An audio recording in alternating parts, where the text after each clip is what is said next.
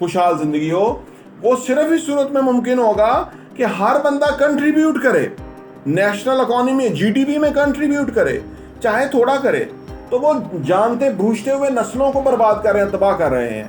जब वो कंट्रीब्यूट करते रहते हैं तो वो ठीक रहते हैं, जब वो नहीं करते तो वो उन्हीं के दुश्मन बन जाते हैं। हालांकि उन्हें समझना चाहिए कि वो आपकी फेवर में बात कर रहा है। देखिए, चीजों को वंस फॉर ऑल सेट करना सोचें, एक लाइन ड्रा करें। एक लाइन ड्रा की जानी चाहिए। जो अजीम कौमें बनी उन्होंने लाइन ड्रा की, वो कहां से कहां पहुंच गए, और जिन्होंने लाइन ड्रा नहीं की वो भेड़ बकरियों की तरह ऐसे मरते रहते हैं, डरते रहते हैं, जिंदगी ऐसे गुजार रहे हैं।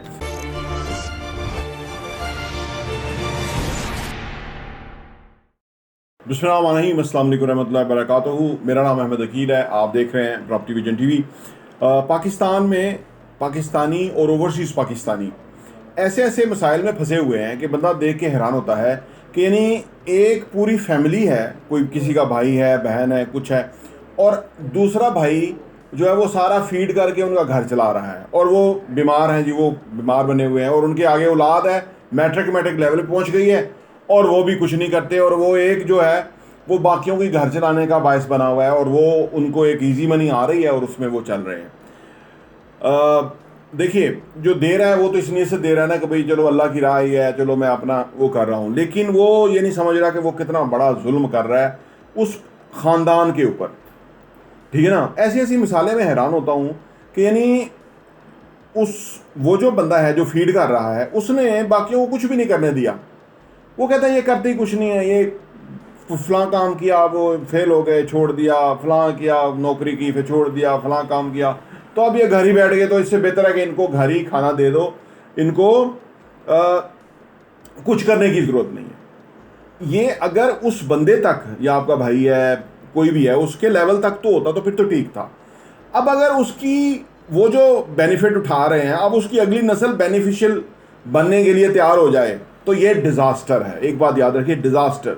यानी चीनी कहावत है कि आप बजाय के बंदे को मछली खिलाते रहें सारी ज़िंदगी, उसको मछली पकड़ने का तरीका सिखाएं ताकि वो हमेशा जाके अपनी ज़रूरत के मुताबिक मछली पकड़ सके। किसी को बार बार ग्लास का पानी का ग्लास देने की बजाय आप उसको बता दें कि वहाँ पे डिस्पेंसर, कूलर, पानी रखा हुआ है, आप जितना चाहें जाके पी सकते हैं। ठीक है ना। ये है अप्रोच, जो बड़ी कौमों की अप्रोच ही होती है। हमारे यहाँ ये बड़े मसाइल हैं। अब इस मसाइल की वजह से बिल्कुल डिज़ास्टर है। एक तो हम जो हमारी को नेशनल डेवलपमेंट में है उसके अंदर वो लोग जो है वो तफैलिए हैं, वो कंट्रीब्यूट नहीं कर रहे हैं, और वो बीमार बने हुए हैं। हालांकि शुगर कोई बीमारी नहीं, इवन कैंसर कोई बीमारी नहीं, ये सारी जहन की बीमारियां हैं। जब बंदा जहनी तौर पे कमज़ोर होता है, नाकाम होता है, तो वो फाइनेंशियली नाकाम होता है, जिस्मानी बीमारी में मुब्तला होता है, और सारा। इसलिए ज़रूरी है कि अपने जहन को इस्तेमाल करें, और जहन इस्तेमाल करने से ही सेहतमंद होता है। ठीक है ना। एक किनारे में ला के जाके बैठ जाए जी मैं बीमार हो गया, तो वो तो जहन इस्तेमाल नहीं होगा, तो आप और बीमार होंगे। मैं अर्ज़ कर रहा हूँ ना, मसला मैं जो आपसे बात कर रहा हूँ कि हमने पाकिस्तान से गुर्बत ख़त्म करनी है, लोगों के पास जायदाद, मकान अपना हो, अच्छा कमाएं, खुशहाल ज़िंदगी हो, वो सिर्फ इस सूरत में मुमकिन होगा कि हर बंदा कंट्रीब्यूट करे, नेशनल इकॉनमी जीडीपी में कंट्रीब्यूट करे, चाहे थोड़ा करे, कल को वो ज़्यादा करेगा। क्योंकि जब आप किसी काम में होते हैं ना, तो जितना आप कंट्रीब्यूट करते हैं वो आपका फिर बढ़ता जाता है। अब डिपेंड्स कि आप कितना इन्वॉल्वमेंट से करते हैं, शौक़ से करते हैं, मेहनत से करते हैं, लगन से करते हैं। आपके अच्छे बड़े गोल्स होंगे तो और आप आगे जाएंगे, तो वो नस्लें कारामद होती हैं, वरना नस्लें बर्बाद हो जाती हैं, तबाह हो जाती हैं। ये डिजीज़ की तरह, ये एडिक्शन की तरह है कि कुछ भी ना करें और आपको घर में खाना मिल जाए। गोरा इससे बहुत आगे निकल गया। पता है आपको, गोरा 16-18 साल की उम्र में बच्चे को कहता है कि आप यू आर इंडिपेंडेंट इंसान है, आप यू हैव टू कंट्रीब्यूट अपने घर के अंदर। देखिए उसने कितना क्लियर किया। उस वक़्त वो फिर अगर नहीं करता तो वो फिर बाहर मरता है, सर्दी में वो उसको खाना नहीं, भूखा मरता है। फिर वो रियलाइज़ करता है कि मुझे कंट्रीब्यूट करना। तो देखिए ये तरीका है हमारे यहाँ लोग, क्योंकि ये इतनी बड़ी चीज़ सोचते ही नहीं है, तो वो जानते बूझते हुए नस्लों को बर्बाद कर रहे हैं, तबाह कर रहे हैं। जब वो कंट्रीब्यूट करते रहते हैं तो वो ठीक रहते हैं, जब वो नहीं करते तो वो उन्हीं के दुश्मन बन जाते हैं। हालांकि उन्हें समझना चाहिए कि वो आपकी फेवर में बात कर रहा है। आप कोई कारोबार करने के लिए किससे पैसे ले सकते हैं कि भाई मुझे ये काम खोल दे, मैं करूँगा, वो अगला कर सकता है। दूसरा, अगर आपकी कोई बेटी है, उसकी सबसे पहले शादी करना ज़रूरी है। सबसे पहले वो बड़ी जिम्मेदारी है, उसको फुलफिल करना ज़रूरी है। कोई कारोबार बाद में करें, पहले उसको घर बसाएं ताकि वो अपने घर में लग जाए। तो इससे आपका पीस ऑफ माइंड भी होगा, जिम्मेदारी से आप हट जाएंगे और फिर आप जो मर्जी काम करें। देखिए, और काम भी उसको नहीं शुरू कराएं जब तक कि वो काम सीखे नहीं। अगर कोई समोसों की पकौड़ों की दुकान खोल के देनी है तो पहले उसको समोसों और पकौड़ों की दुकान में लगवाएं ताकि वो वहाँ सीखे काम, उसके बाद वो खोले। अगर उसका इंटरेस्ट और रुझान हो कि मुझे दुकान खोल के दे, मैं चलाऊंगा, फिर उसको खोल के दे, वो कामयाब होगा।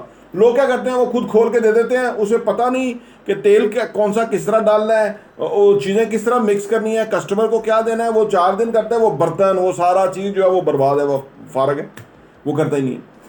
देखिए, नस्लों को करामत बनाना है, नस्लों को अकाउंटेबल बनाना है, नस्लों को प्रोडक्टिव बनाना है, नस्लों को ज़िंदगी गुजारने का सलीका सिखाना है। क्योंकि हमारे आका सरकार दो आलम सल्लल्लाहु अलैहि वसल्लम ने फरमाया कि इस तरह जियो जिस तरह कल मर जाना है, लेकिन इस तरह इंतज़ाम करो कि जैसे सदियों यहाँ जिंदा रहना है। आज मुसलमान की जो ये हालत हुई है, क्यों हुई? रहते ऐसे हैं जैसे सदियों रहना है। ये मिनहासल कौम हमारा बहुत बड़ा अलमिया है, ये दुख है, ये बहुत बड़ा रोना है। लेकिन ये ऐसे पॉइंट्स हैं कोई हाईलाइट नहीं करता। आप जुल्म करते हैं, जबकि आप लोगों को अपने पाँव पे खड़ा करते हैं तो आप उनके पे एहसान अजीम करते हैं। अगर आप उनको भीख देते रहते हैं तो आप उन पे जुल्म अजीम करते हैं कि वो मांगने वाले बन जाते हैं। जैसे ये जरदारी है, नवाज खानदान में मांगने वाला बनाया। 90 से पहले हम इतने फंसे हुए नहीं थे कर्जों में, लेकिन ये गंदे गलीज लोग आए और हम पे कर्जे चढ़ गए। हम अब नको नक कर्जों में हो गए हैं, क्योंकि ये लीडर ही नहीं थे, चोर थे, गुंडे थे, बदमाश थे और लूट के खा गए मुल्क को। यही प्रॉब्लम पूरे मुल्क है, जिसकी वजह से गुर्बत अफलास है। मैं बाज़ का लोग फ़ोन करते हैं, मैं हैरान होता हूँ कि यार ये क्या कर रहे हैं, जुल्म अजीम कर रहे हैं अपने ही लोगों के साथ। देखिए, चीज़ों को वंस फॉर ऑल सेट करना सोचें, एक लाइन ड्रा करें। एक लाइन ड्रा की जानी चाहिए। जो अजीम कौमें बनी उन्होंने लाइन ड्रा की, वो कहाँ से कहाँ पहुँच गए। और जिन्होंने लाइन ड्रा नहीं की, वो भेड़ बकरियों की तरह ऐसे मरते रहते हैं, डरते रहते हैं, ज़िंदगी ऐसे गुजार रहे हैं, ऐसे जा रहे हैं। उन्हें पता ही नहीं, उन्हें पूरा शऊर ही नहीं है, डोले शाह के चूहे बने हुए हैं अनफॉर्चुनेटली। तो ये बहुत बड़ा वो है कि आप नस्लों को तबाह ना करें, नस्लों को करामत बनाएं, उनको काम पे लाएं, उनको नॉर्मल ज़िंदगी की तरफ लेके आएं, अब नॉर्मलिटी और बीमारी की तरफ नहीं। उनके जहनों को जंग नहीं लगना चाहिए, उनके जहन हरे भरे होने चाहिए, जरखेज होने चाहिए। बच्चों को इनकरेज करें कि आप ज़िंदगी में क्या करोगे, आज से सोचो, आज से बड़ा प्लान करो, तो वहाँ पहुँचेंगे। तो ये है काम करने का, और हम इंशाल्लाह ताला ज़िम्मेदारी से कर रहे हैं। चैनल को सब्सक्राइब कर लें, घंटी का बटन प्रेस कर लें। इंशाल्लाह ताला इसमें हम आपको और वीडियो देंगे। ये मेरे दिल के बहुत करीब है कि पाकिस्तान में लोग कॉम्पिटेंट हों, लोग सेंसिबल हों, लोग ज़हीन हों, लोग प्रैक्टिकल हों, लोग जो है वो बहुत बड़े कारनामे सर अंजाम दें। टॉप 20 टीवी देखने का बहुत बहुत शुक्रिया।